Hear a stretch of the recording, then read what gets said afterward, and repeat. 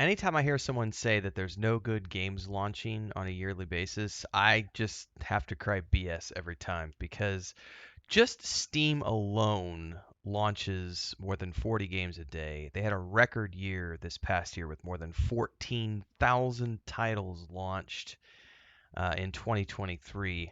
And depending on which article you read on the internet, some are praising it for being a great time to be a gamer, which is definitely true. But there's also the other side of the equation, which is um, Kotaku's take, where it says way too many games were released on Steam in 2023. Now, keep in mind, we're just talking Steam. There's also the Epic Game Store, there's GOG, there's PlayStation, there's Xbox, there's all these ecosystems, the Nintendo Switch, etc.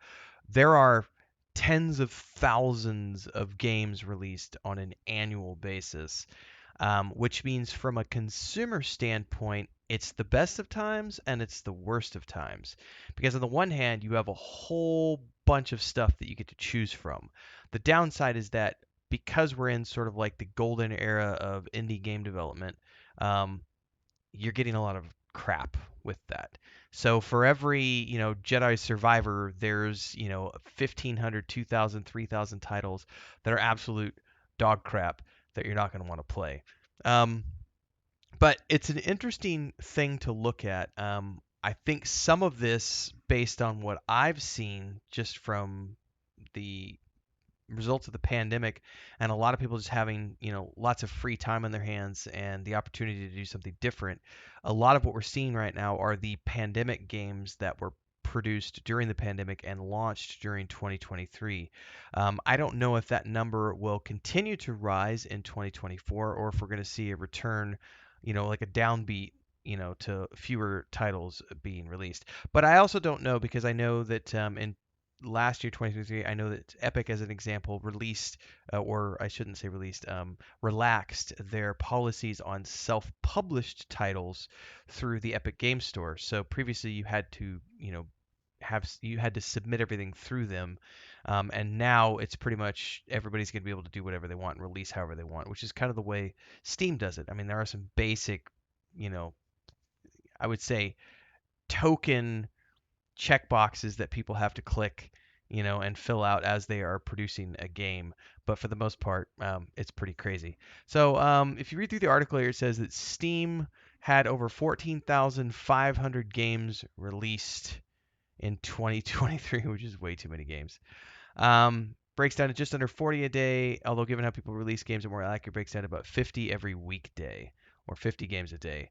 It says on a storefront that goes to some lakes to bury new releases and even buries pages where you can deliberately list new releases. Compared to 2022, it's an increase of nearly 22,000 games, up almost 5,000 from 5 years ago. And there's no reason to expect that growth to diminish anytime soon, unless it was just a pandemic bubble. I have no idea. Could be. Um, the only caveat here is developers got to put $100 in. So even if the game is bad, they're making out like bandits with all the releases that are coming out.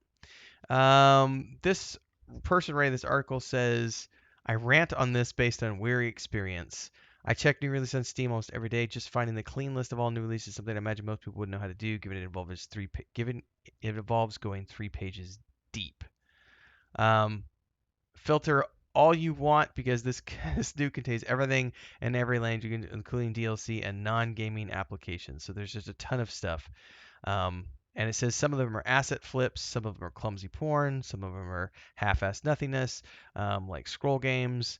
Someone pays $100 to release it, no one will ever see it, let alone buy it. But there are the diamonds in the rough where you get games that will sift through. I mean, Valheim was a good example of a game that came out of nowhere and kind of took the world by storm. So those unicorns do exist, but for the most part, it's just a matter of there's lots and lots and lots and lots and lots and lots of games being released. And this comes back to, like I said, best of times, worst of times scenario. If you're someone who loves games, there's never been a better time to be a gamer, but you do have to sift through a lot of stuff, a lot of crap to get to the good games.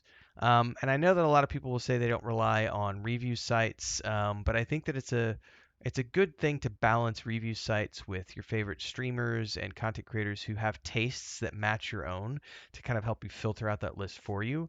I pretty much always go by my gut, and if I see gameplay that looks like it's going to be fun, I'll watch a couple of videos on it, maybe a streamer or two, content creator or two, and I'll make a decision on that. If they have an open beta or some sort of a beta, even better.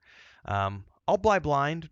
Some publishers I'll buy blind, like BioWare, even in its lesser state, I'll buy blind from them. I'll buy blind from people like Larian Studios, Owlcat Games, CD Projekt Red. Those are developers I know and trust. Um, indie titles though, it's a mixed bag. So do your due diligence. But there's lots of games out there, so I don't want to hear anyone saying in 2024 there's just no games being released. I just don't like anything that's coming out. You're not trying hard enough. End of story. Anyway, love to hear your thoughts. Like, subscribe, hit the bell icon, drop those comments down below. I'll see you in the next one, everybody. Peace.